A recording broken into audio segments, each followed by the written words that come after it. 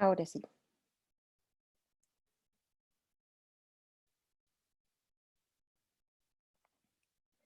Entonces, dependiendo de la marca, y aquí en estas gráficas, en la parte de abajo ven las diferentes marcas que hay disponibles en el mercado del polietileno y ven que en las barras la composición de tanto de la fase líquida como de la fase sólida es diferente dependiendo de la marca y eso le va a dar sus características de viscosidad y sus características mecánicas. El polimetilmetacrilato o la polimerización en vivo es un evento fascinante porque ocurre frente a nuestros ojos cuando lo estamos preparando en cirugía. El iniciador y el acelerador se unen cuando uno mezcla la fase sólida con la fase líquida, se unen y al mezclar se generan unos radicales libres que lo que hacen es deshacer el enlace bivalente de los carbonos para que se pueda unir una nueva molécula de metilmetacrilato y así sucesivamente. Desarman los enlaces bivalentes de carbono para unir una nueva molécula de metilmetacrilato y esto ocurre en 4 fases. Hay una fase de espera, una fase de mezcla, una fase de espera, una fase de trabajo y una fase de fraguado.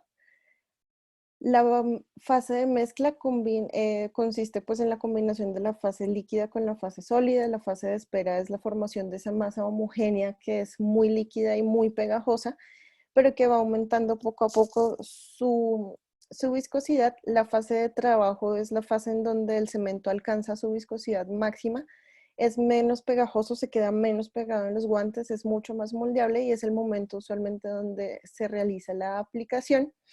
Y el momento de fraguado, pues es la solidificación y la adopción de la forma definitiva y es en esta fase cuando hay la liberación de calor.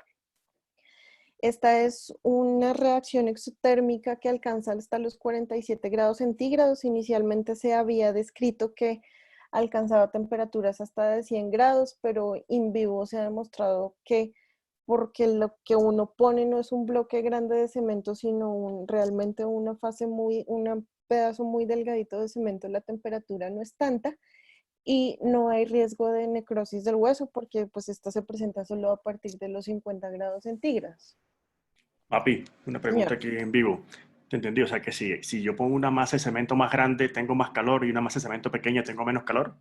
Sí, señor, la cantidad del calor que libera el cemento es dependiente de la cantidad de cemento que usted ponga. Ok, eso era una Em, pregunta. es una pregunta muy relevante cuando uno está haciendo espaciadores estáticos, por ejemplo. Ok.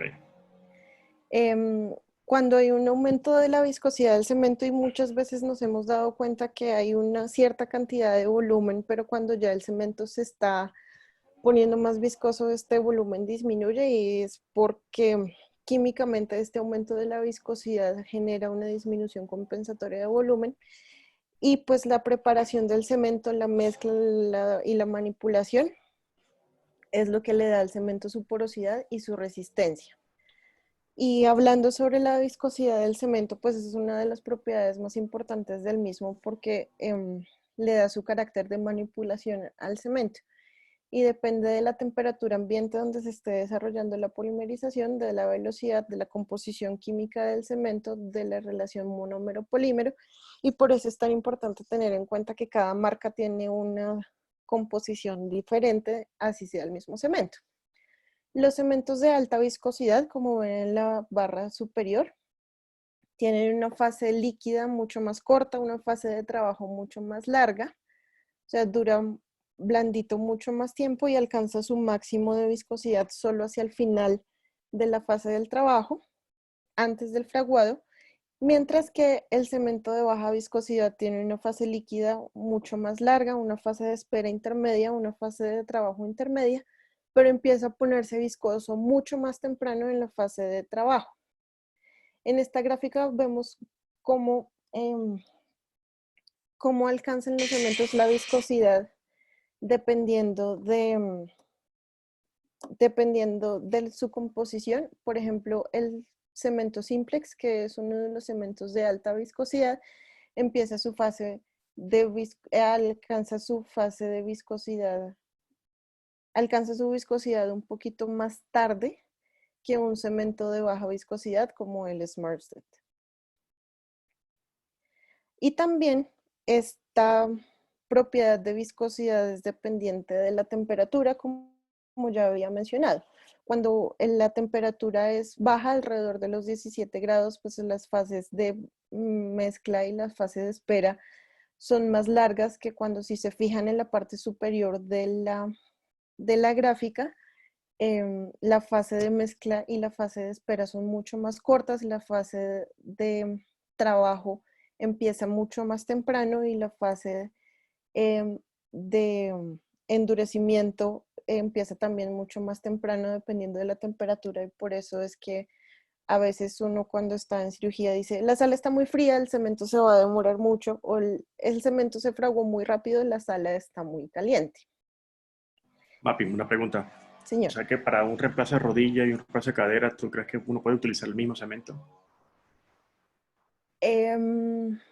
Sí, se puede utilizar el mismo cemento si uno conoce muy bien las fases del cemento que está utilizando. Es más importante conocer la composición y las características de viscosidad del mismo para poder controlarlo en cirugía. Lo que pasa es que debido a que el cemento que uno usa en cadera tiene que pasarse de la coca donde lo preparan a al tubo donde se cementa, pues donde se La jeringa. introduce el cementado, Venga. uno debería usar uno que le diera un poquito más de fase de trabajo, y ese sería un cemento de alta viscosidad. Ya, pero uno en la rodilla, uno se demora más cementando la tibia, la rótula y el fémur. Entonces, usualmente en rodilla uno debe conocer su cemento, estoy de acuerdo contigo, pero debe ser un cemento que lo deje trabajar uno con una Por fase de eso, trabajo más larga. ambos cementos deberían ser con unas fases de trabajo largas, porque si uno, es verdad, uno en una rodilla se demora mucho más cementando si uno quiere hacer una cementación en un tiempo, pero si usted, mejor dicho, si necesita, en ambos casos necesita un cemento de alta viscosidad que le dé una fase de trabajo mucho más larga. Dani, ¿puedo hacer Claro. una intervención? Claro. Es posible que ustedes no lo hayan visto mucho, pero nosotros utilizamos dos tipos de cementos diferentes cuando cementamos una cadera. El cemento que utilizamos en el acetábulo generalmente es un cemento de mayor viscosidad, y el cemento que utilizamos en el fémur es un cemento de más baja viscosidad que nos da más tiempo para trabajar. El cemento del acetábulo es un cemento que nos permite trabajar mucho más con la mano. Entonces es importante que tengan claro eso, y muy seguramente el cemento que utilicemos, si uno los comparara, el cemento para cementar reemplazo de rodilla sería un cemento mucho más como el cemento de cementar el fémur. Por ejemplo, por poner un ejemplo clásico, Johnson Johnson tiene un cemento que se llama CMW1, que es el que utilizamos en el acetábulo, y un cemento que se llama Endurance, que es el que utilizamos en el fémur. Entonces, sí necesita uno a veces cambiar de cemento de acuerdo con la viscosidad. De acuerdo. Gracias.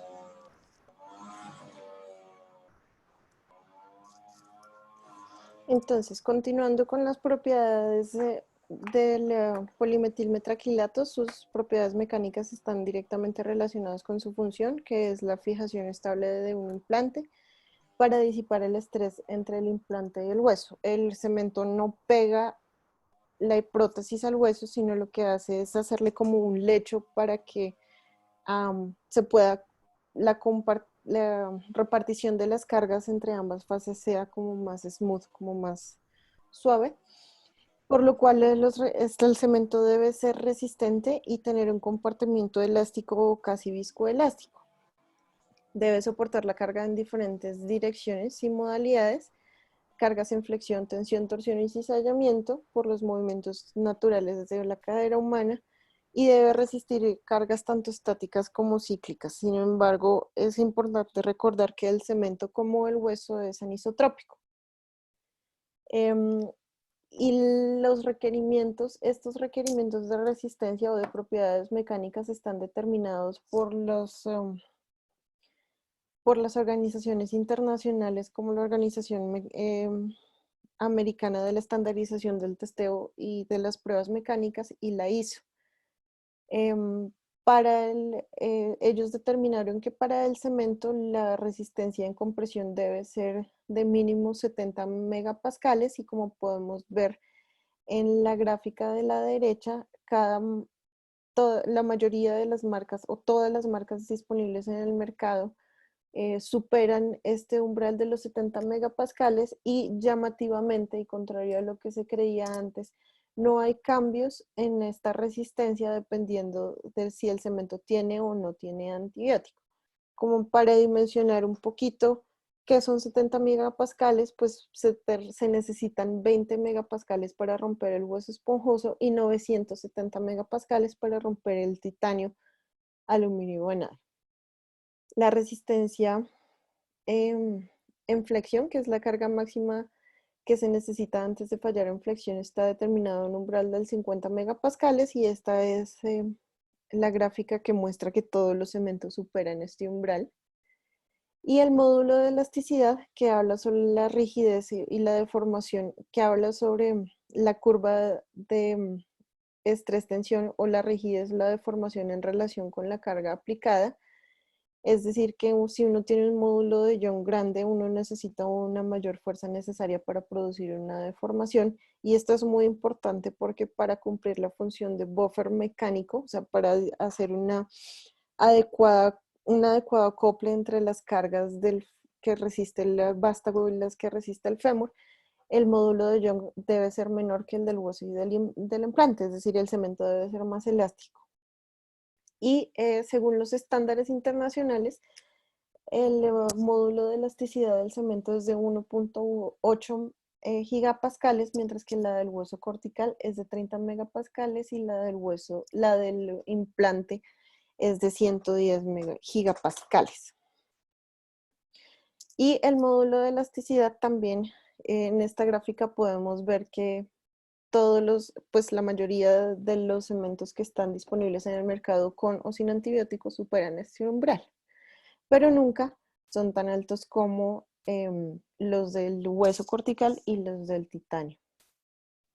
El CRIP, que definitivamente no tiene una traducción en español, es la deformación de un material en relación con la carga aplicada en el tiempo y es muy, muy importante, como les mencioné antes, hacer un buen mezclado y una buena preparación del cemento porque esto define cómo va a ser el comportamiento mecánico del cemento. El CRIP depende de la composición, la temperatura y la duración de la carga, pero también depende de cómo se manipule el cemento. Si el cemento se manipula de forma tardía, cuando ya está mucho más viscoso o ya se está poniendo duro, pues pierde esta capacidad de soportar la carga sostenida en el tiempo. Sin embargo, es importante anotar acá que aunque se ha descrito que algunos vástagos cementados subsiden o se entierran en el hueso con el tiempo, esto no está explicado por la capacidad del cemento de soportar el CRIP.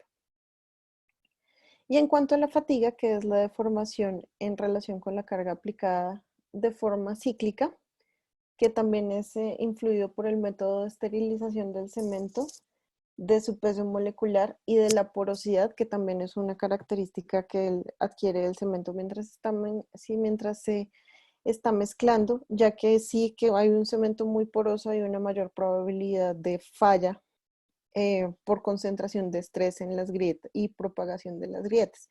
Y esta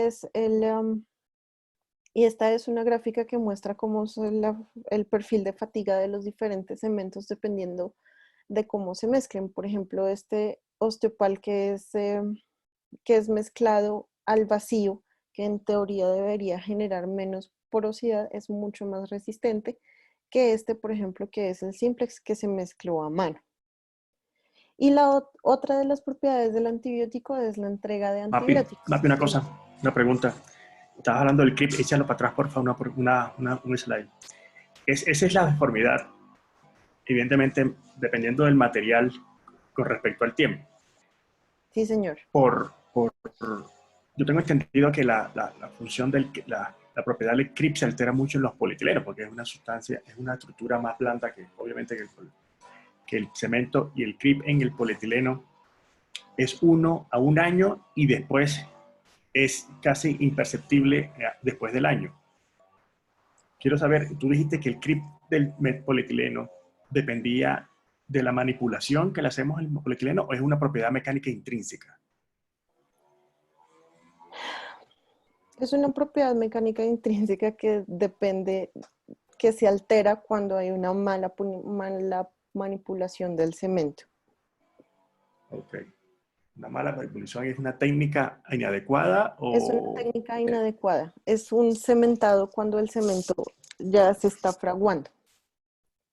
Porque ahí dice, pues dice en la diapositiva que se altera cuando hay una manipulación tardía del mismo. Ok, vale, perfecto.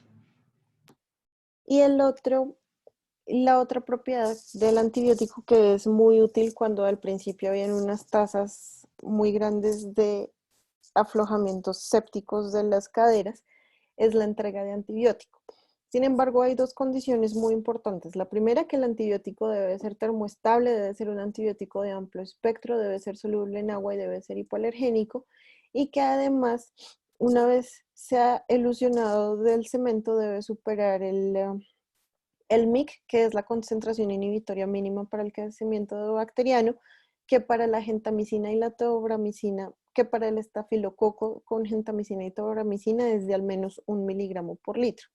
Entonces, ¿cómo pasa esto? Uno prepara su cemento, que es, digamos, esta barra aquí, y lo introduce en el hueso, cierra y se va para la casa. Una vez el cemento entra en contacto con el agua, las partículas de cemento se desprenden de la superficie, o sea, se disuelven en el agua presente en el, que está presente en el cuerpo y se desprende del cemento.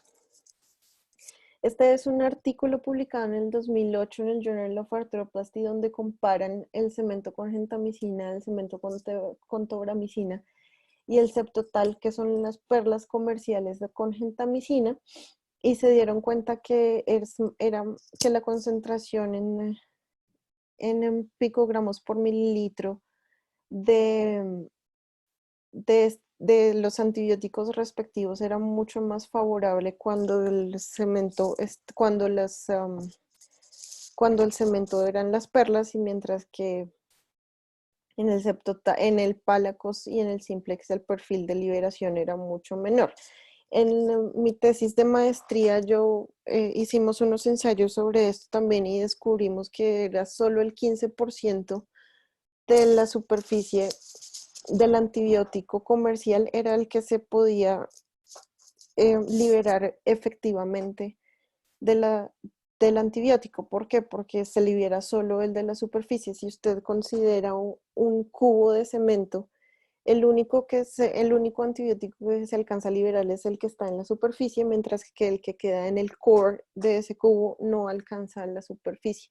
Entonces el perfil pues es muy importante, y sí hay literatura que dice que ha disminuido la tasa de aflojamientos sépticos, pero el perfil o sea, podría llegar a ser mejor. Y pues el polimetilmetacrilato en la vida real se comporta bastante favorable. Esta es una gráfica del registro australiano de artroplastias, donde muestra que el porcentaje acumulado de revisión a 17 años entre las prótesis, que compara las prótesis cementadas, es decir, cementada del acetábulo y cementada del fémur, contra las prótesis sin cemento del fémur y sin cemento del acetábulo, contra las prótesis híbridas, que es cementar el fémur pero no cementar el acetábulo, es bastante parecida. Sin embargo, y no voy a entrar en detalle de eso, estas gráficas, como bien conocen ustedes, van cambiando respecto a la edad, pero pues eso es un tema de una charla completa también, entonces no voy a ir allá. Vamos a hablar más bien del polietileno, que esta Bueno, es... hablando del cemento, también hay que hablar, Mapi, de las técnicas de cementado, que son muy importantes para ver cuál es la composición mecánica al final del cemento. No es lo mismo un cementado manual, no es lo mismo un cementado con mezclado con máquina que mezclado al vacío. ¿Ok? Sí, señor. Eso Sí, para la próxima hay que verificar eso, porque las técnicas de cementado, el beneficio de haber introducido la pistola con el llenado retrógrado, eso hace diferencia. ¿Okay? La técnica que estamos utilizando ahora no es ni lo parecido a lo que como cuando comenzó Chanley a hacer el cementado. ¿Okay? sí, sí, señor. Mapi, una pregunta de antibiótico también.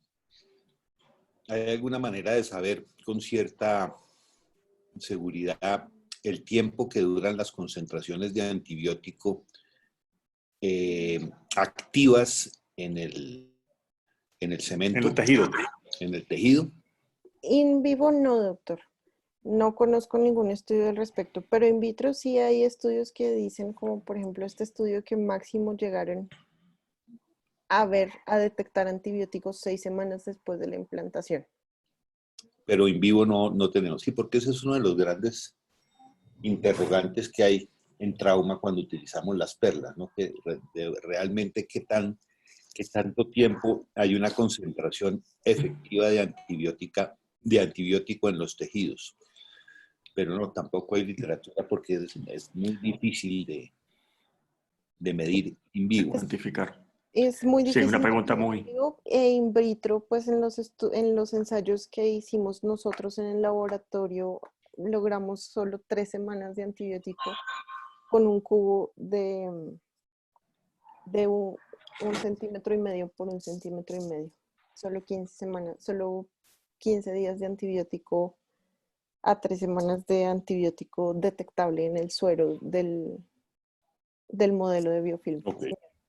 Yo también tengo esa misma apreciación y hace rato no reviso ese tema, pero el concepto es que de 3 a 6 semanas máximo dura la concentración funcional en los tejidos alrededor de la prótesis cuando hace unas revisiones. Yo creo que más que tiempo de elusión de antibiótico es la cantidad de antibiótico. Uno necesita que sea 1 semana, 2 semanas o 3 semanas tener la concentración inhibitoria mínima para el germen que uno quisiera apuntarle. ¿Sí me explico? De Es acuerdo. más función de la concentración de antibiótico que la duración del tiempo. Ok. ¿Cuánto dura este Creo que antibiótico? es una gráfica XY map y todas las dos son necesarias, Sí, sí, por evidentemente. supuesto. Muy bien. ¿Seguimos? Sí. Seguimos. El polietileno, esta es la fórmula química del etileno y estas son unas imágenes muy llamativas sobre qué es el polietileno. Es un polímero de unidades repetitivas de monómeros de etileno. Se ha descrito que hay a partir de 200.000 moléculas de etileno en un polietileno usado en un polietileno de grado médico. Y su característica más llamativa es que es un polietileno de ultra alto peso molecular. Es decir, que su peso molecular es de alrededor de 6 millones de gramos por mol, mientras que el polietileno utilizado para otro tipo de industrias, como por ejemplo hacer una botella de Coca-Cola, pues la botella de Coca-Cola tiene solo 50.000 gramos por mol. Es semicristalino, es decir, que tiene unas moléculas empaquetadas de cadenas de etileno ordenadas y otras desordenadas. Es termoplástico, que quiere decir que una vez alcanza el punto de fundición de 130 grados centígrados, es moldeable y puede adoptar la forma que uno quiera. Tiene un módulo de elasticidad de 1 gigapascal y una fuerza máxima de 40 megapascales, es decir, que uno necesita al menos 40 megapascales para llegar a este punto en donde se deforma y no es capaz de devolverse a su forma normal. La síntesis y fabricación del polietileno está determinada por estándares internacionales también, pero pues cada fabricante se reserva el derecho de modificarla o de hacerla como él quisiera hacerlo. Hay unas que están todavía bajo patente protegida y no las conocemos, pero en general lo que se hace es la polimerización, que es juntar las cadenas de etileno. El etileno es un gas, se junta con el hidrógeno y con un catalizador hasta que se juntan al menos unas 200.000 cadenas de etileno y esto forma un polvo.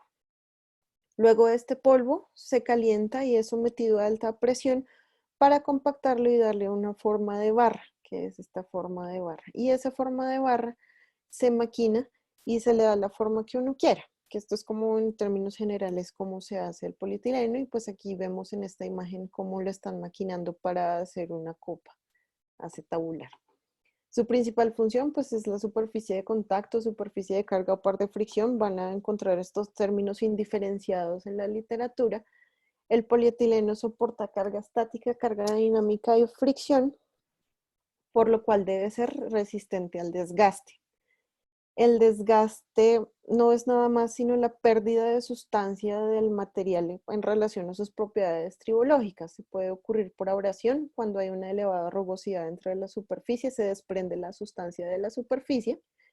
Por adhesión, cuando hay una elevada fricción entre las dos superficies y hay transferencia de una sustancia de una superficie a la otra superficie. Por fatiga, que es lo que estaba hablando el doctor Monsalvo antes, que es sometido a una carga cíclica y por este estrés pierde sustancia y hay emisión de partículas. Por erosión, cuando hay presencias de partículas sólidas que no hacen parte del sistema de fricción, como cuando se desprenden pedazos de cemento y se meten a la articulación. O por corrosión, cuando ocurre una reacción electroquímica entre las dos superficies y ocurre oxidación de las mismas. Mapi pregunta, ¿el polietileno de la rodilla y el polietileno de la cadera tienen desgaste igual? No, señor, no tiene un desgaste igual, pero eso ya es por una En mecánica modo desgaste. inherente. Es una mecánica inherente a la mecánica o a la biomecánica de cómo se mueve una rodilla y cómo se mueve una cadera. Y las cargas que soporta cada articulación. Ok.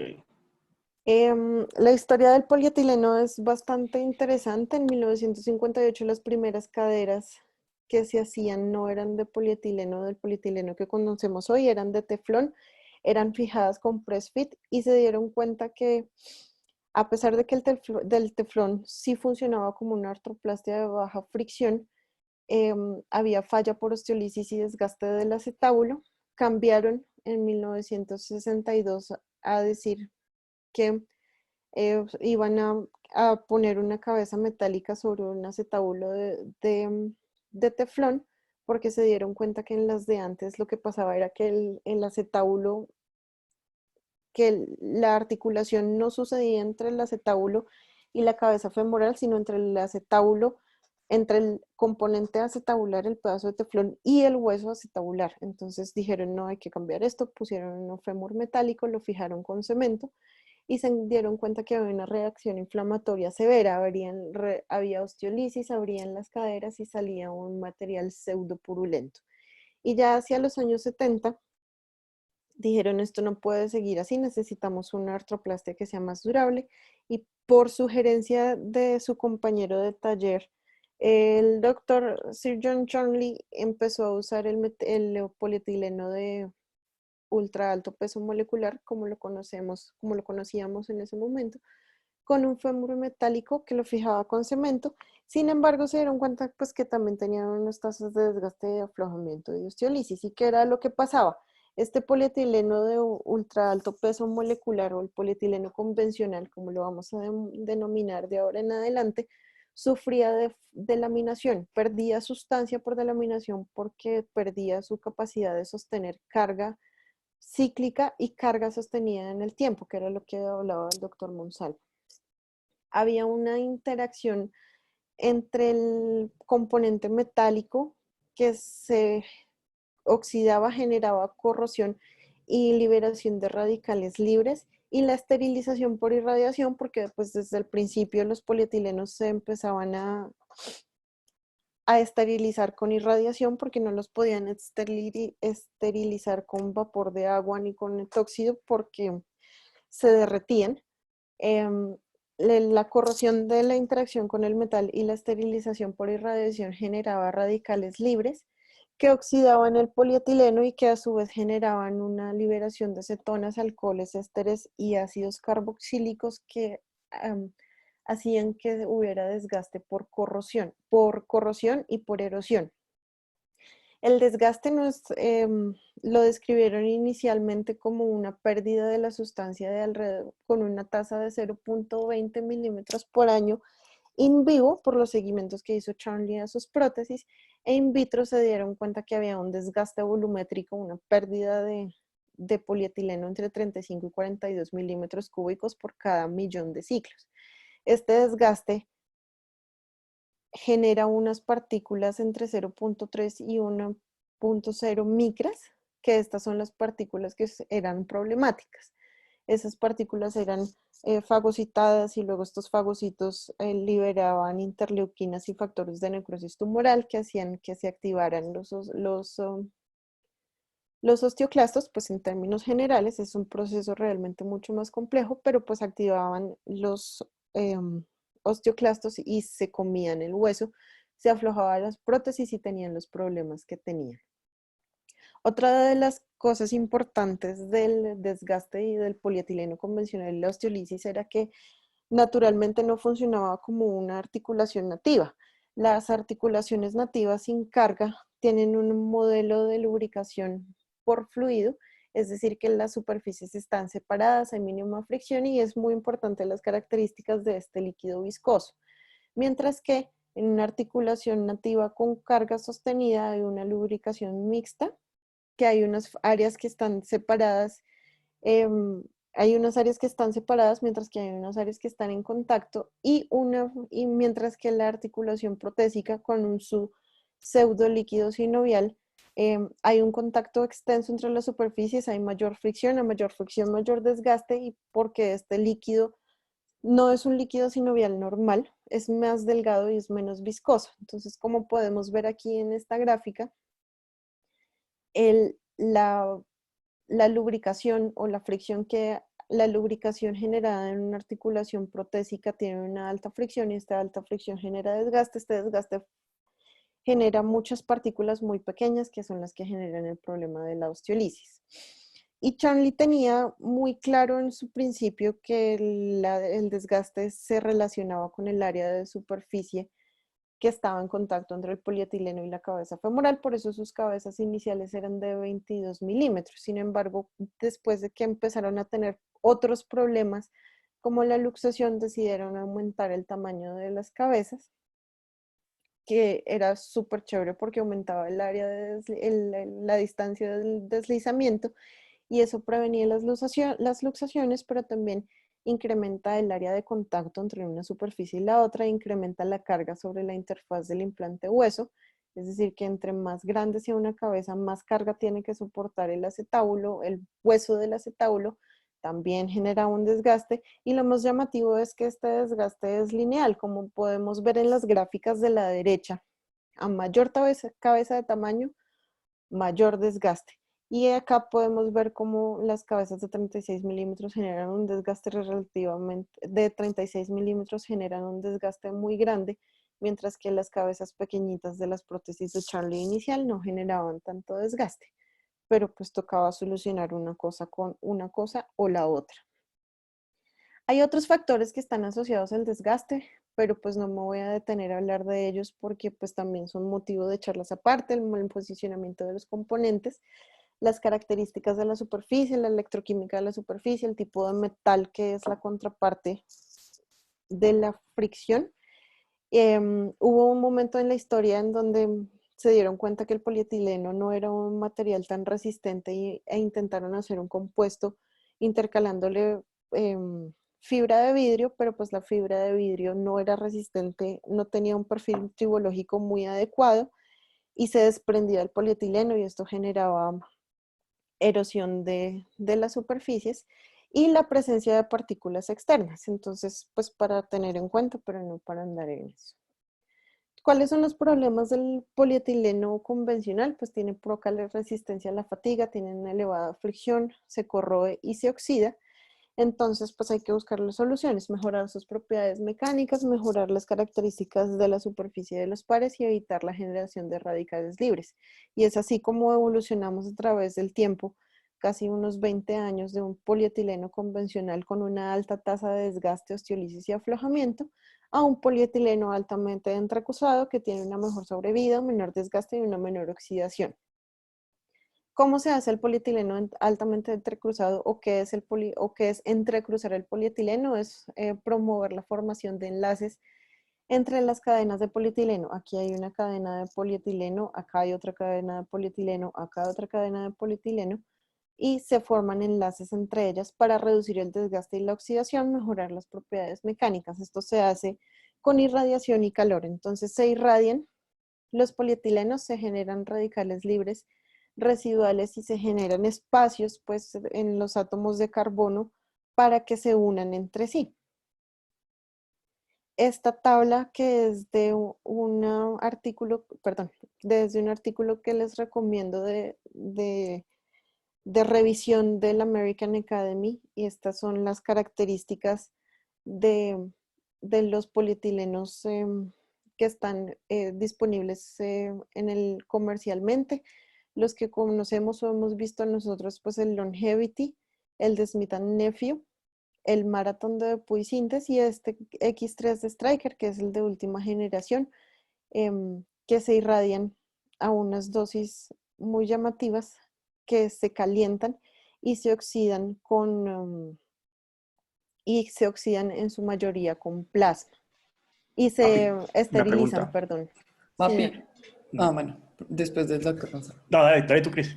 No, que quería preguntarle a Mapi que si podía explicar para todos cuál es la diferencia entre los 10 tipos de calentamiento, entre el annealing y el remelting, que no conozco la traducción tampoco al español. El red derretido, es que sí, en español son palabras que podrían no existir. El red derretido es volver a fundir, a volver a calentar el polietileno por encima de su punto de fusión de fundido, que son 130 grados, y el anillado es calentarlo por debajo de la temperatura de fusión, que son al menos 110 grados, o pues eso es lo que dice Stryker, que es su punto de recalentamiento, es su anillado. Sí, así es. Es las veces con que se calienta el polietileno. Sobre qué nivel de temperatura está el calentamiento y el derretimiento. Es eso. Una pregunta también. ¿Qué pasa? La dosis de radiación aquí lo veo que es diferente. ¿Qué pasa si yo sigo irradiando mi polietileno hasta un número, así diciendo aquí, 150? De 150... Sí. ¿Cómo cambia la propiedad mecánica si yo sigo irradiando mi polietileno a más de lo que están tolerando ahí? El polietileno se vuelve más cristalino. Al principio yo había mencionado que el polietileno convencional o el polietileno que usamos todos los días tiene unas fases desordenadas y unas fases ordenadas. Entre más irradia usted ese polietileno, el polietileno se va organizando más, se va volviendo más cristalino, y al volverse más cristalino se vuelve más frágil. Más quebradizo. Sí. Más como cerámica. Sí, señor. Más como cerámica que como plástico. Exactamente. Entonces, si se vuelve más quebradizo, igualmente no tiene la deformidad, el módulo ion no reacciona como es él, ¿ya? Entonces se quiebra fácilmente. Listo, si lo irradio más, no tengo radicales libres, pero se vuelve más quebradizo. Entonces, la fabricación, ¿ya? Como pueden ver ahí, todas las casas ortopédicas tienen diferentes dosis de radiación, diferente tratamiento térmico, diferentes modos de esterilización. ¿Por qué? Porque ellos buscan un balance, ¿vale? En que no sea tan quebradizo, ¿ok? Que no se rompa, pero tampoco tenga muchos radicales libres para que no se oxide. ¿Ya? Como cualquier material, al oxidarse pierde sus capacidades, ¿ya? Mecánicas y se daña. Así le pasa también al polietileno. ¿ok? Cuando vemos esas revisiones que tienen los pacientes 10 años, 15 años, de tener un polietileno y lo miramos, el polietileno cambia de color, se pone amarillo. Funciona como el pedazo de hierro que se oxida que tenemos nosotros. Sí, Entonces, ese el cambio de proceso de color. irradiación, Señor. exactamente. El proceso de irradiación es eso, lo que dijo Matoritica, para que quede claro a toditos. Sí, exacto. Es decir, lo que sucede en esos dos procesos es que los radicales libres se eliminan tanto en el proceso de irradiación como en el de calentamiento, pero tienen un tope. Es decir, que a medida que el crosslink aumenta, el proceso de crosslink aumenta, la capacidad de eliminar esos radicales libres va disminuyendo. Entonces, no por hacer, digamos que tiene un techo. Entonces, después de que ya se han eliminado una cantidad importante de radicales libres mediante los dos procesos, digamos que uno no puede seguir haciendo calentamiento y radiación, pues por lo que dice el doctor Monsalvo y Mapi, se pierden entonces otras características y eso pues tiene un tope, pero digamos que los dos procesos ayudan a la eliminación de los radicales libres. Y no se eliminan los radicales libres completamente. Exactamente. Como Tiene un techo. No. tiene un tope, uno tiene que balancear entre pérdida de propiedades mecánicas y eliminación de radicales libres. Como expliqué al principio, los radicales libres lo que hacen es ayudar al desgaste del polietileno por la reacción, tanto por la corrosión como por la pérdida de sus propiedades mecánicas de soportar el creep. Estas son unas gráficas donde quiero mostrar cómo cambia la tasa de desgaste volumétrico y lineal de los polietilenos de acuerdo al tratamiento que hayan sido sometidos. El polietileno sin entrecruzar tiene un muy alto desgaste, mientras que si uno lo irradia a 5 megarats hay ya una reducción de hasta del 85% y una reducción del 95% con una irradiación superior o pues el doble de 10 megarats.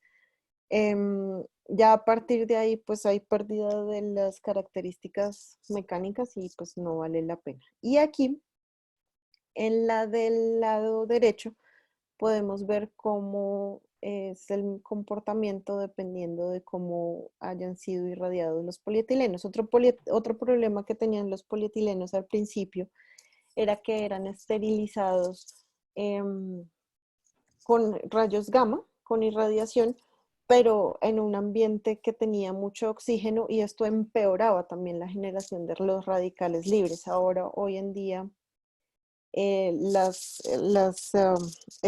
irradiaciones ocurren en un ambiente libre de oxígeno y eso pues también contribuye a que no haya tanto radical libre. El polietileno altamente entrecruzado o Una cosa, polietileno... Mapi. Señor. Es importante el depósito, ¿cómo se llama eso en español? El método, cómo guardo mi polietileno. No sé, doctor. ¿Qué influye después de la fabricación? Yo me fabrico un polietileno hoy, 20, ¿qué día es hoy? 28. 20 algo de abril. 27 de abril. Esa cosa. 27 de abril. Y yo lo voy a utilizar en el año 2020 que estamos hoy. Y lo voy a utilizar en el año 2025. ¿Yo puedo utilizar ese polietileno? No conozco la respuesta, doctor, la verdad. Okay. El polietileno también tiene un tiempo de almacenamiento. ¿Okay? Aunque el polietileno es altamente, o sea, ustedes lo ven cuando lo abrimos, está empacado al vacío, pero así sea el vacío que tiene ahí hay oxígeno todavía, ¿ok? Y el polietileno tiene oxígeno por dentro de su estructura. Entonces se sigue oxidando mientras está depositado, mientras está guardado. Entonces los polietilenos, es muy importante determinar cuánto tiempo de almacenamiento tiene, porque a mayor tiempo de almacenamiento, que ese polietileno ya se va dañando, como un yogur. ¿Okay? Entonces, polietilenos de más de un año de almacenamiento no se recomienda, porque ya comenzó su proceso de oxidamiento y el proceso de oxidado está ya muy avanzado. ¿Okay? Entonces, sí depende y depende del tiempo de almacenamiento del poli. Listo, doctor. A mí no me pagan de Striker, pero quiero mostrarles este proceso que para aclarar un poquito más lo que estábamos hablando ahorita, y es que una vez se ha fundido el polietileno, El polietileno se funde en las barras para conformar las barras, luego es sometido a un proceso de irradiado y templado. Templado es la traducción de annealing, doctora Suárez. Se somete a una irradiación y a un templado, es decir, se irradia y se calienta y se irradia de forma secuencial. Entonces le dan una irradiación inicial de 3 megarats, lo irradian, le liberan, acá como se ve en la imagen de abajo, le liberan sus radicales, le sacan los radicales libres y le liberan los enlaces de carbono y lo calientan para que se unan los enlaces de carbono entre sí y así sucesivamente durante 3 veces para que al final hayan recibido una dosis de radiación de 9 megarats o 10 a la 5 grays o lo equivalente realmente a 150 radiografías de tórax de un solo guanabanazo. Luego lo maquinan, le dan la forma que necesita o que quieren, ya sea de forma de patela, sea de forma de inserto de rodilla, o sea de copa acetabular, y lo esterilizan en plasma. ¿Y qué pasó? Después de que entrecruzamos significativamente o altamente entrecruzamos este polietileno, pasamos de un desgaste volumétrico de 42 milímetros cúbicos por cada millón de ciclos a un desgaste de 9 milímetros, una reducción de casi 4 veces casi 7 veces del polietileno, del desgaste, perdón, a un desgaste de 9 milímetros cúbicos por millón de ciclo. Este artículo, que está publicado en el Clinical Orthopedics and Related Research en el año 2013, incluye 21 pacientes con una copa Trident con un polietileno X3, que es el polietileno de Stryker. Again, no me pagan de Stryker. Ya estamos dudando, Mapi. Señor. Ya lo estamos dudando. Le hacen un análisis radioestereométrico, que es medir con radiografías según el volumen del polietileno, cómo cambia con el tiempo, y se dieron cuenta que tenía un desgaste lineal entre 0.01 a 0.04 milímetros por año versus el de 0.2 milímetros por año que había sido descrito con el polietileno convencional. Otra de las formas... Un segundo, Mapi. Como los R1 no preguntan, y nadie pregunta a los residentes, que un R1 me diga la diferencia entre desgaste lineal y desgaste volumétrico.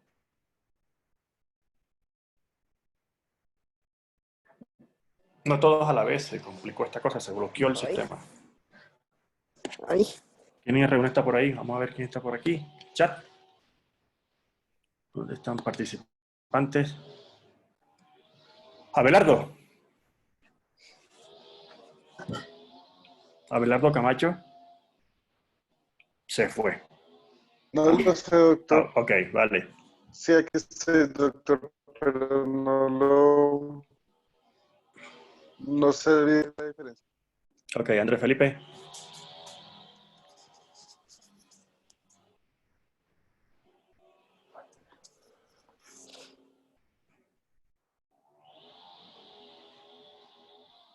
No lo oigo. Daisy.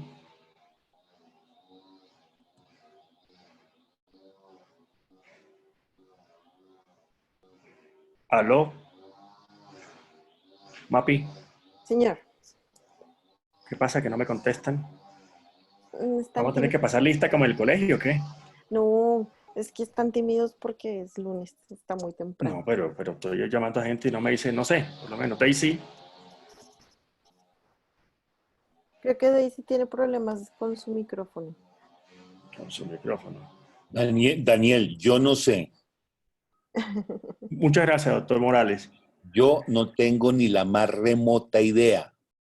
Por favor, explíquenme. Joseph. No, doctor, yo no sé la verdad. Ok, vale. Entonces, desgaste lineal, como ustedes lo pueden ver ahí, es la penetración de la cabeza de metal sobre el polietileno. Sí, ahí lo están midiendo 0.01, 0.4 milímetros año. Se mide en milímetros, en longitud. ¿Ok? Ese es el que produce solamente una migración proximal de la cabeza. ¿Ok? El desgaste volumétrico no se ve. El desgaste volumétrico es el que produce la cabeza en sus 360 grados y se mide en milímetro cúbico. ¿ok? Por pasos al año. ¿Ok? Son dos desgastes diferentes. Que nosotros vemos en la radiografía es evidentemente lineal, pero ambos ya determinan el éxito o el fracaso de cualquier polietileno. Sí, el desgaste volumétrico, el desgaste lineal hace referencia a cómo se ve migrada la cabeza, mientras que el volumétrico tiene en cuenta pues que es una esfera contra un semicírculo, y se mide, y la diferencia es que se mide, como dijo el doctor Monsalvo, en ciclos, mientras que este es en una unidad de tiempo lineal. Sí, el desgaste lineal es la penetración. No. Que se puede ver, la otra no. Entonces, por eso lo ven aquí como en un plano cartesiano, y es que miden en la radiografía cuál es la posición de la cabeza respecto al polietileno, y así pueden saber qué tanto se ha desgastado. Como otro de los problemas era la fricción y la lubricación y la corrosión de los metales para generar el desgaste del polietileno, pues entonces se inventaron las cabezas de cerámica, con el propósito de mejorar las propiedades tribológicas dependiendo de la otra superficie. O sea, el problema ya no es el polietileno, el problema ahora es la contraparte maligna. In vitro, el coeficiente de fricción de la cerámica con el polietileno altamente entrecruzado no es realmente muy diferente, y el desgaste volumétrico en vivo tampoco ha demostrado ser, pues sí demostró ser diferente entre la cerámica y el polietileno. Sin embargo, pues los rangos son bastante amplios. El de cerámica con polietileno altamente entrecruzado entre 15 y 30 milímetros cúbicos, mientras que el del metal con polietileno altamente entrecruzado es hasta 100 milímetros cúbicos. Y en vivo hay un artículo publicado en el 2018 en el Journal of Arthroplasty, donde hacen un seguimiento de estas caderas de cerámicas y cabezas con polietilenos, y no encuentran diferencias estadísticamente significativas in vivo del desgaste volumétrico. En la vida real, el polietileno le mejoró la vida a los reemplazos de caderas, y ven en esta gráfica también del registro australiano del año pasado, pues las cabezas de metal nunca, las artroplastias de metal nunca fueron una buena idea, pero pues no voy a hablar sobre eso porque eso es una charla aparte. Si se fijan en la raya azul oscura, en la raya roja, que son las cabezas de cerámica y de polietileno, de cerámica y de metal con polietileno convencional, las gráficas pues tienen un desgaste significativo, casi mayor del 10%, mientras que las cabezas de cerámica con las cabezas metálicas con los polietilenos altamente entrecruzados, que son la raya fucsia y la raya azul clarita, que estoy tratando de señalar acá. Permítanme un segundito.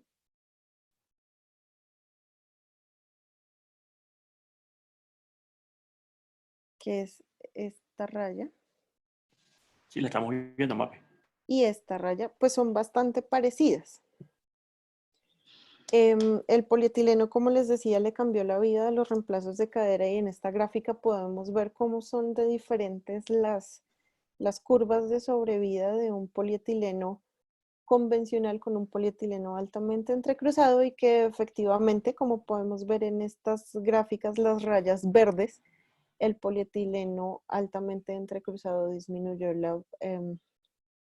el porcentaje o la incidencia acumulada de revisión por aflojamiento aséptico, que es secundario a la osteolisis, que es secundario a las partículas de desgaste del polietileno. En inglés la van a encontrar como debris, pero debris no tiene una traducción al español que sea muy explícita. Y como estaba diciendo la doctora Suárez más temprano. Debris es francés y quiere decir restos o residuos. Escombros, encontré una traducción. Escombros, correcto. Pero es que escombro, el escombro del polietileno no suena tan bonito. Pero sí, señor. No suena tan bonito, pero es eso. Es eso, Sí, es eso. es escombro.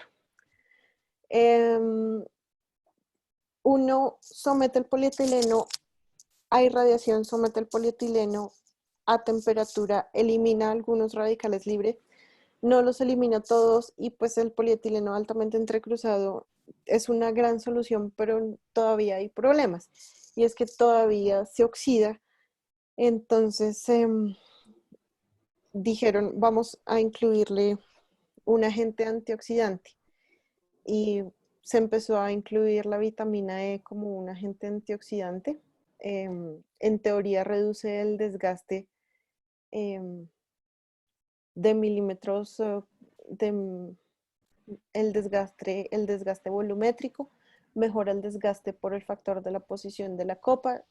Sin embargo, no se sabe si ahí la inclusión de vitamina E realiza interferencia con el proceso de entrecruzamiento, con la biocompatibilidad, porque no se sabe qué hacen las partículas o los escombros de este polietileno y no se sabe qué pasa con sus propiedades mecánicas. Y más recientemente apareció el Covernox, que también es un agente antioxidante, no sabemos qué es. Digamos que estuve preguntando por ahí con gente que trabaja en Johnson y me dicen que pues todavía es secreto de estado, no podemos revelar qué es exactamente, pero tiene un efecto antioxidante incluso en el polietileno que ha sido sometido a un entrecruzamiento moderado, o sea que no es altamente entrecruzado, que tiene de pronto un efecto osteoinductor y que no interfiere con las propiedades mecánicas, pero pues todavía, aunque ya lo están vendiendo, pues todavía no hay unos estudios clínicos importantes que nos hablen sobre estos resultados. Sobre la pregunta de que si la adición de vitamina E altera las propiedades mecánicas del polietileno, la respuesta es no. En este estudio publicado en el 2015 en una revista de ingeniería, testearon polietilenos con diferentes concentraciones en porcentaje de vitamina E y como ven en la tabla no hay cambios significativos entre pues, las propiedades mecánicas entre las diferentes concentraciones de polietileno. Y en este estudio, lo que quieren ver es cuál es el efecto real de la adición de vitamina E o alfa-tocoferol en el polietileno y se dieron cuenta, como ven en la tabla de la derecha, que comparativamente con el polietileno convencional, pues sí hay una disminución significativa de la tasa de desgaste volumétrico cuando hay adición de vitamina E alfa-tocoferol. La adición de vitamina E al polietileno también es otro tema aparte porque hay dos formas de ponerlo. Hay solo como impregnarlo y a otro es adherido y eso pues tiene otras consideraciones que también son motivo de una charla adicional. Y por último vamos a hablar de la cerámica. Que la cerámica pues hay dos tipos de cerámicas o hay muchos tipos de cerámicas, pero las que son más usadas de grado médico son el óxido de aluminio o la alúmina y el dióxido de circonio o circonia, que son compuestos inorgánicos, son altamente compatibles y por ser altamente compatibles no solo lo usan en ortopedia, sino también en odontología, en otorrinolaringología y en oftalmología. La fabricación de las cabezas de cerámicas es muy importante entenderla. Lo que se hace es que se toma el dióxido, la alúmina en polvo. Este polvo debe tener unas características especiales, pero en términos generales se le añade agua y un aglutinante para formar una pasta homogénea que es bastante parecida a mezclar agua con harina. Esta pasta homogénea luego es sinterizada a su forma deseada. La sinterización es simplemente moldearla con una presión específica y la pieza ya definitiva es sometida a temperatura para evaporar el agua y evaporar el aglutinante. Es realmente muy parecido a cómo se hacen las cerámicas las cerámicas, pues las vajillas, los platos y los pocillos. Y como no sé si hay algunos estudiantes de la Universidad de los Andes que en el último semestre todos vimos cerámica porque era el único que cuadraba con el horario. Esta pieza definitiva se calienta entonces, se le evapora el agua, se le evapora el aglutinante y luego es pulida al final, maquinada y pulida para mejorar las características de su superficie. Lo importante de las cerámicas es su microestructura. Las cerámicas tienen como, estos son los que parecen hexágonos, son los granos, no, en la vida real no son tan homogéneos, son más como en la foto de la derecha, pero estos granos se unen entre sí con unos enlaces muy importantes, pero también en el proceso del prensado y del calentado se forman unas microgrietas y terminan algunas unas impurezas dentro de la cerámica y esto pues determina su calidad. Como les digo, las cerámicas de verdad, de verita, son más como las del foto de la derecha, pero es súper importante tener en cuenta que en la microestructura de la cerámica hay granos, hay grietas, hay impurezas y hay poros. ¿Por qué? Porque esta microestructura va a determinar sus propiedades mecánicas. La calidad y la pureza del polvo inicial, o sea, qué tan gruesos son los granos, la precisión del proceso térmico, o sea, qué tanto calor le metemos para eliminar los productos que no necesitamos, cuál es la porosidad, el tamaño y la distribución de los granos. En esta Es mejor, tabla de Mapi, la... una Señor, pregunta, ¿es mejor granos grandes o granos pequeños? ya voy para allá. Ok.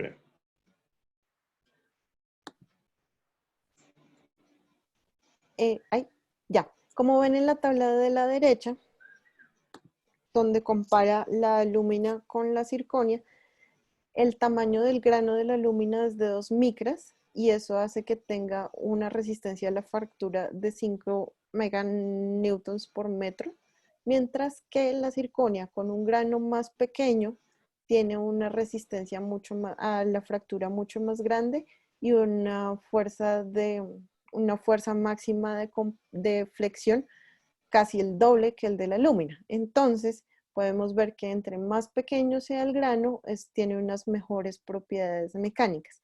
Propiedades mecánicas no es lo mismo que propiedades tribológicas. Tribológicas ya hace referencia a la parte de cómo va a interactuar con el polietileno cuando uno mueve la cadera, mientras que las propiedades mecánicas tienen que ver con las cargas, digamos, con la bipedestación o en la fase de la marcha, en la estancia, en el apoyo monopodal, quiero decir. O con el Entonces, agua. señor, O con la relación con el agua en la articulación. Si es sí, hidrofóbica o hidrofílica. ya voy para allá. Ok. Entonces, entre más pequeño sea el grano, más mejores propiedades mecánicas tiene la cerámica. La desventaja de la alúmina es que es inestable, es decir, no soporta tan bien el calor y por eso es que hay que añadirle dióxido de itrio para que sus granos sean capaces de mantenerse unidos entre sí mientras se calienta la cerámica para evaporar el agua.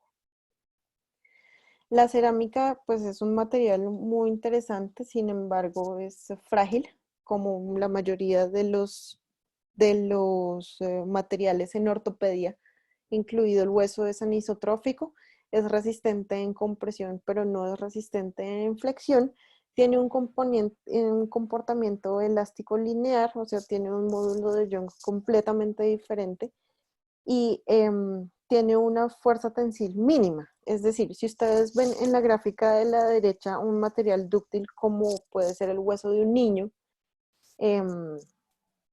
es capaz de resistir mucha carga antes de deformarse definitivamente y antes de romperse definitivamente. Mientras que la cerámica no se deforma, o sea, no tiene como ese domo de la curva, más o menos acá como está la palabra dúctil, sino que en vez de deformarse, una vez es sometido a una carga que supera sus capacidades, se rompe. Entonces, esto es muy importante tenerlo en cuenta. Y en cuanto a las propiedades tribológicas, la cerámica tiene unas propiedades tribológicas magníficas. Tiene una superficie que es de baja rugosidad, que es muy resistente a los rayones y, como estaba diciendo el doctor Monsalvo, tiene una superficie que es polar e hidrofílica, por lo que hace que su lubricación, a diferencia de las prótesis metal polietileno, sea una lubricación por fluido, o sea que haya una separación muy, muy importante entre las dos superficies. Es independiente del área de contacto, es decir, que no hay más desgaste con una cabeza más grande, y es un desgaste que depende del tiempo. Las cerámicas se desgastan poquito en el principio del ciclo y se gastan mucho menos a medida que van aumentando los ciclos. Como podemos ver en esta gráfica de la derecha, el índice de desgaste de las superficies de contacto alúmina a alúmina al final de los ciclos, al final del tiempo, es mucho más bajita que la del principio del ciclo y también mucho más bajita que la de la superficie metal polietileno. El coeficiente de fricción entre unos implantes de cabezas de cerámica y acetábulo de cerámica es de 0.09, mientras que la del metal con polietileno convencional es de 0.2, o sea, significativamente mucho más pequeña. Y otra ventaja de las cerámicas es que la cerámica es un material inorgánico, es casi inerte, genera unas partículas de desgaste muy pequeñas. Estas partículas, al ser inertes, genera una baja reacción inflamatoria, baja formación de tejido fibrótico.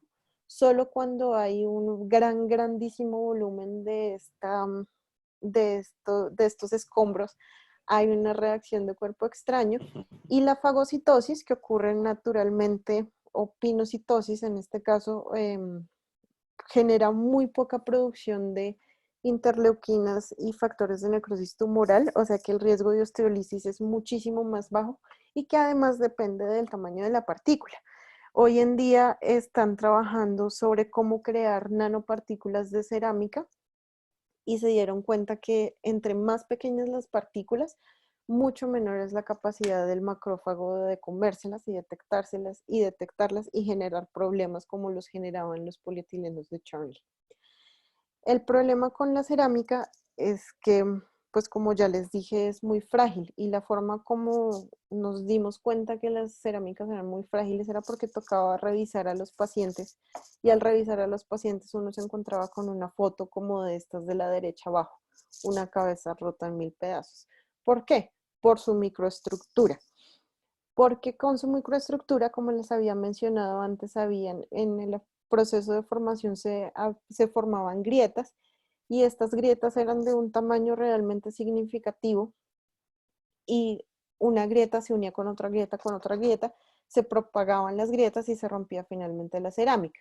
Las grietas también dependen de la porosidad, de la heterogeneidad de los granos, de los rayones que haya y de las microbrechas. Entonces es importante que cuando uno esté fabricando una cerámica, trate de que sus grietas sean muy, muy pequeñas.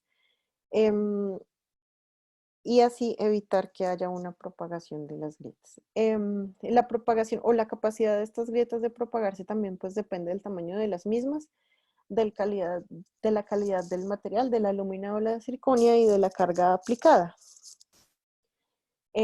La cerámica también ha tenido una historia bastante interesante, y es que en 1970 en otras partes de Europa, más o menos en Francia principalmente, más o menos al mismo tiempo que Charlie estaba peleando con el polietileno, ellos inventaron una interfaz de alúmina a alúmina.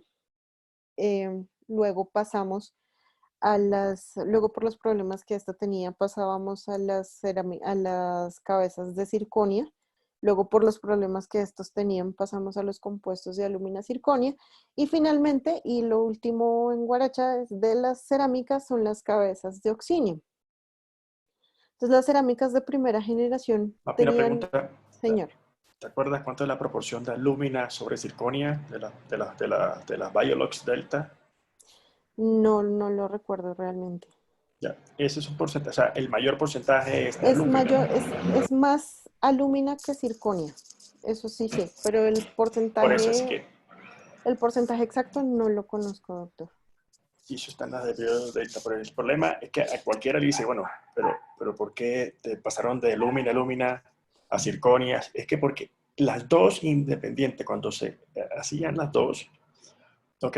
Tenían problemas. Cuando se Y unían, ¿ya? ya les voy a explicar. Ok, Voy a dale. explicar eso.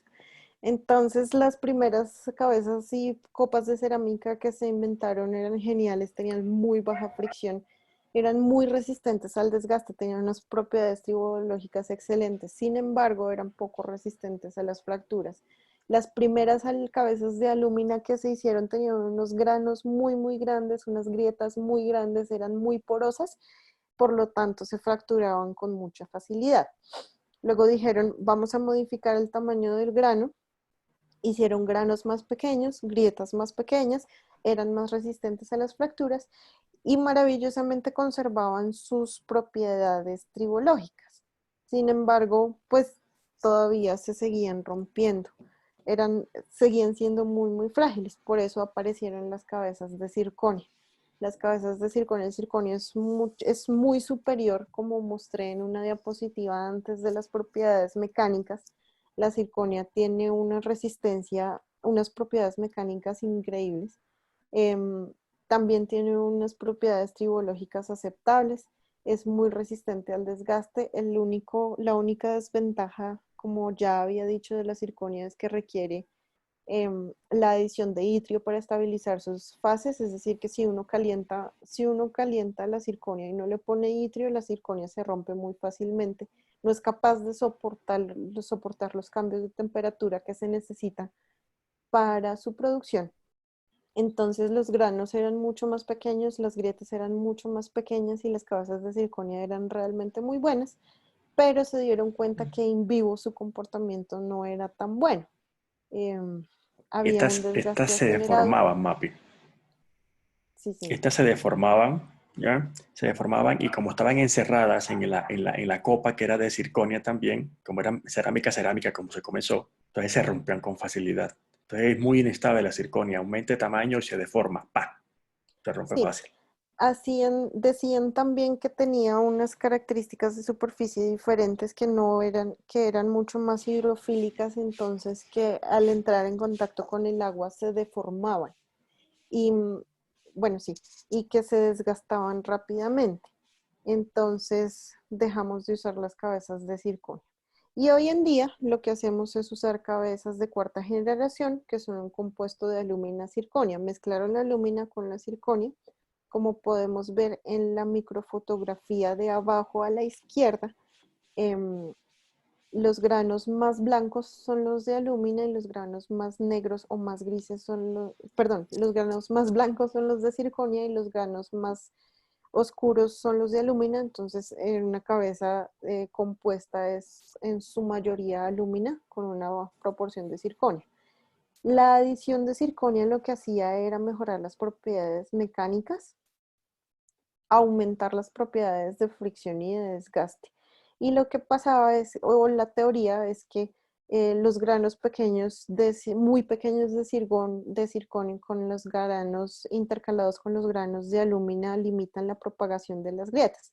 Es como si la circonia ocupara, como ven acá abajo a la derecha, como si la circonia ocupara un espacio que limitara entre las grietas de la alúmina, que limitara la propagación de las mismas. Entonces digamos que viene aquí en rojo la grieta que se va propagando y ¡tin! Se encuentra con un grano de circonia y la circonia como que para esa, esa propagación de la grieta.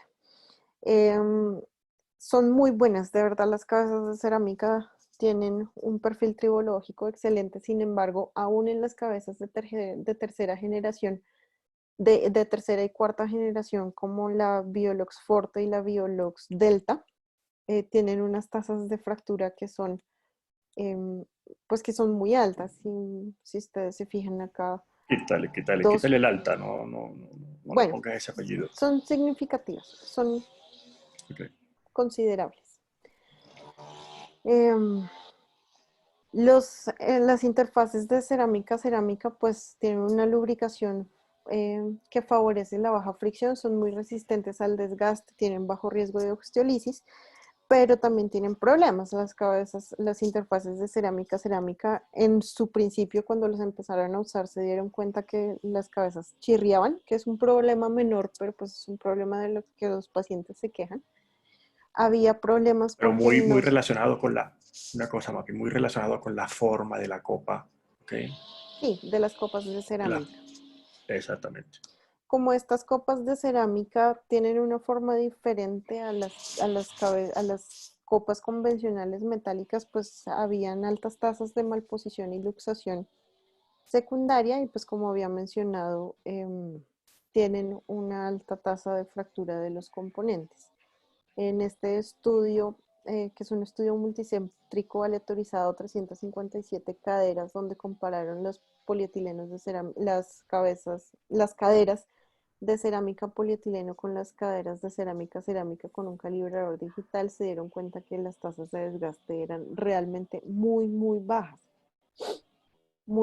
porque pues todas las ventajas que ya mencioné anteriormente. Y pues por el otro lado, las cabezas de cerámica polietileno, que son las que usamos hoy en día, sí son muy resistentes al desgaste, sí tienen bajo riesgo de osteolisis, pero pues todavía dependen de la tribología del polietileno. No es lo mismo una cerámica con un polietileno convencional que una cerámica con un polietileno altamente entrecruzado.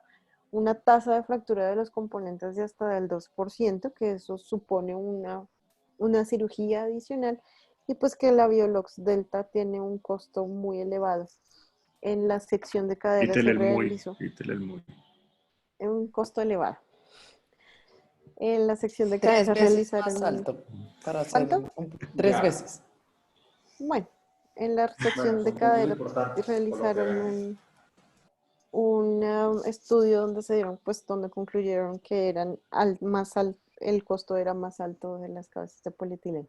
En este estudio donde compararon las cabezas de cromo cobalto con las cabezas de alúmina en un seguimiento a 10 años, se dieron cuenta que en 22 pacientes de reemplazo de cadera bilateral simultáneo, con una medición digital del polietileno, se dieron cuenta que sí había diferencias, pero no estadísticamente significativa en la tasa de desgaste lineal, pero lo que más me llamó la atención de este estudio es que sí hay una diferencia estadísticamente significativa en o sea, sí impacta en el factor de posicionamiento del implante. Las tasas de desgaste de un implante bien puesto con una cabeza de cerámica versus unas tasas de desgaste de un implante con un ángulo de más de 45 grados en las cabezas de cerámica y en las cabezas de polietileno es diferente. En las cabezas de cerámica y en las cabezas de metal, perdón. Y en este estudio publicado en Acta Ortopédica en el año 2013, que es un subanálisis de un ensayo clínico previo, analizaron 23 cabezas de cerámica y 23 cabezas de cromo cobalto con radioestereoisometría y encontraron una tasa de desgaste lineal de 1.4 en las de cromo cobalto y del 0.62 en las cabezas de alúmina, siendo esto estadísticamente significativo. Entonces sí, la cabeza de cerámica es superior a la cabeza metálica. Y en la vida real, pues como les había dicho antes, como les había mostrado ya esta gráfica, los implantes de cerámica tienen un desempeño bastante bueno a comparación con los implantes de de la línea azul y la línea roja, que son los de cerámica y metal con polietileno convencional. Y las cerámicas y las cabezas metálicas, la diferencia no se nota tanto cuando uno tiene un polietileno altamente entrecruzado. Y ya para finalizar, quisiera hablar un poquito de la siguiente generación o de lo que se viene en las cabezas y en las interfaces en las superficies de carga en reemplazos articulares, y es el Oxinium. que es una aleación de circonio con niobio, que el niobio es un metal que tiene unas muy buenas características, unas muy buenas propiedades mecánicas, es decir, eso es muy capaz de soportar una alta carga. Y el circonio, pues que tiene todas las ventajas que ya mencioné. Entonces lo que hacen es que hacen la cabeza hacen la cabeza y la someten a temperatura y a un ambiente con un muy alto oxígeno, que se llama un tratamiento de endurecimiento por difusión de oxígeno. Este oxígeno lo que hace es oxidar el circonio o la circonia y por eso tiene un color negro característico. Entonces, como ven en la microfotografía del lado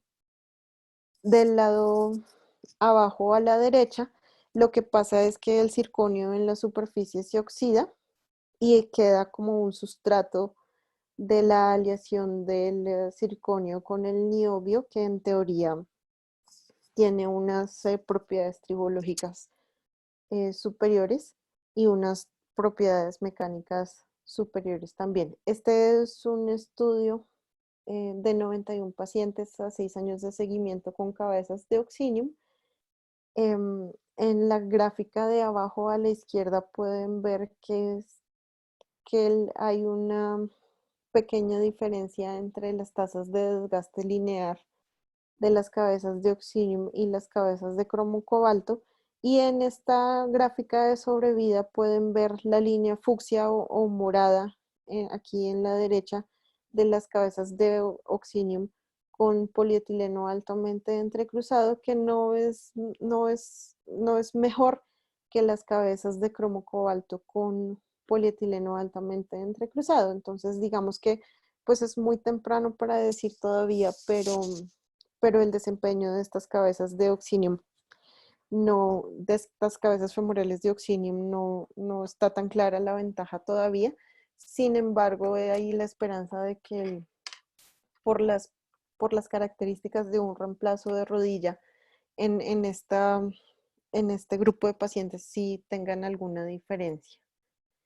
En conclusión, pues el cemento óseo presenta unas características mecánicas favorables para su uso en la fijación de implantes en reemplazos articulares y para la entrega de antibiótico.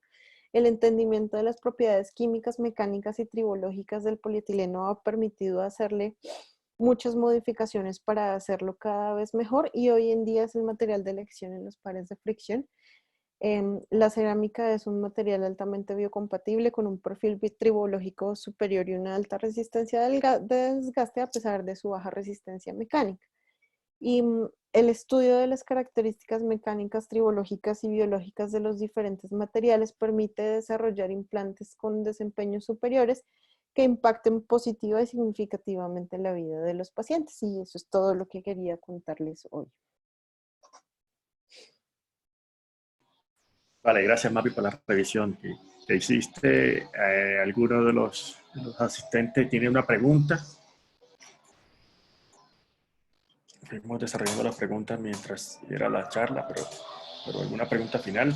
Yo, doctor, entonces el mejor par de fricción es un polietileno altamente cruzado con una cabeza de cerámica, pero de cerámica que sea de los dos componentes de circonio y el otro que no me acuerdo cómo se llama. Aluminio. Aluminio. Aluminio. ¿Qué opinas, Mapi? Sí. Sí. No, pues el mejor sería, pues el mejor es el par de fricción cerámica-cerámica. El mejor es Teoría. cerámica-cerámica El mejor en teoría, pero tiene Exacto. los problemas de las fracturas de los implantes. En esta gráfica, ¿Ese no era el que sonaba? Sí, que suena. Y en esta gráfica, pues, si comparamos la cerámica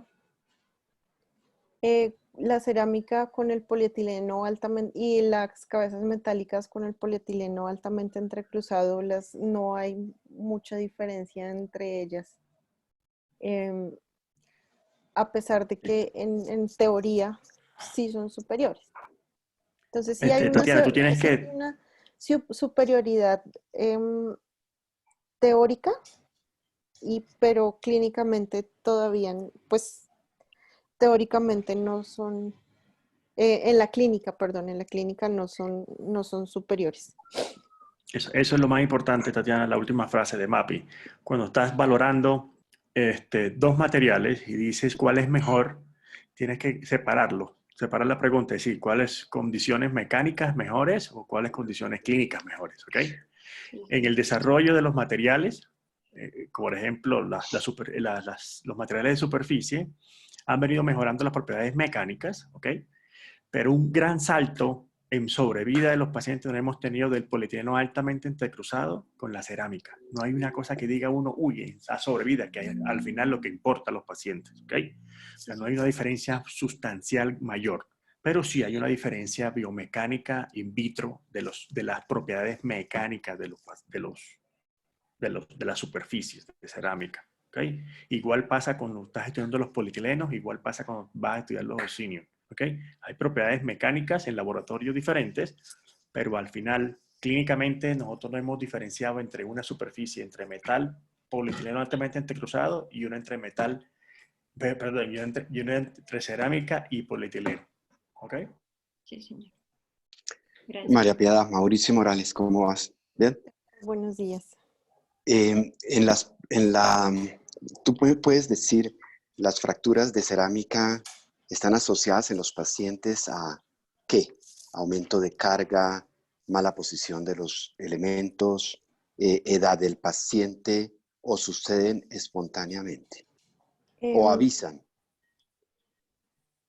No encontré nada muy preciso para contestarle esa pregunta, pero es una mala característica Pero como decía la doctora Cristina, son los materiales ideales. Pero entonces, ¿por qué no los usamos?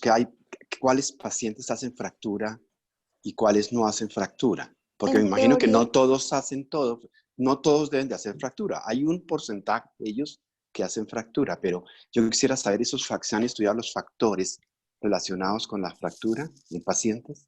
No lo revisé, doctor, la verdad, pero en teoría los pacientes más jóvenes eran los que hacían más fracturas porque sometían naturalmente la cadera a una carga cíclica mayor.